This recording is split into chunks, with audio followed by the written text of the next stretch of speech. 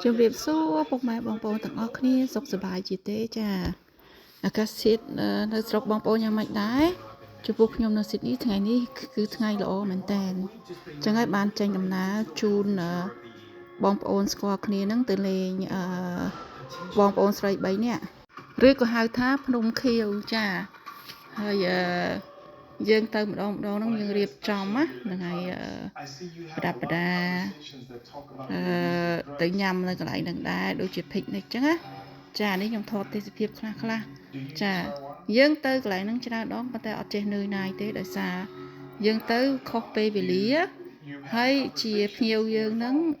ដែលយើងនាំទៅហ្នឹងក៏ខុសដែរអញ្ចឹងហើយបរិយាកាសទុកជាទៅប្រហែលដងក៏ដោយក៏សប្បាយចិត្តដែរចាដោយសារមិនធំទៅយើងទេទុកឲ្យភ្ញៀវអ្នកទៅលេងហ្នឹងក៏ខុសគ្នាដែរចាហើយថតហ្នឹងដូចជាមិនសូវឃើញខៀវប្រហែលទេដោយសារថ្ងៃក្តៅខ្លាំងទៅពេលយើងថតទៅវាកង់អញ្ចឹងណាបងប្អូនចាតាមពិតខៀវស្អាតជាទូទៅទូឯកដើរចេញមកហើយចានេះចាហើយគាត់ចុះទៅក្រោមអត់បានទេដោយសារថ្ងៃនេះយកទេសទៅអត់បានអញ្ចឹងឲ្យគាត់ដើរទៅនៅក្នុងលើនោះទេហើយបងប្អូនដទៃទៀតគាត់ចុះទៅក្រោមចាគាត់ចុះទៅក្រោមហើយក្រោមទៀតចាហើយខ្ញុំនេះចេះតែថតបន្តិចតួចចែកចាយជូនបងប្អូនអញ្ចឹងណាថតកន្លែងនេះបន្តិចកន្លែងនោះបន្តិចអញ្ចឹងទៅឲ្យមើលទៅវាចាប់អារម្មណ៍អញ្ចឹងណាចាហើយអាកាសធាតុហ្នឹងបងប្អូនមើលមេឃយកឡើងខៀវចា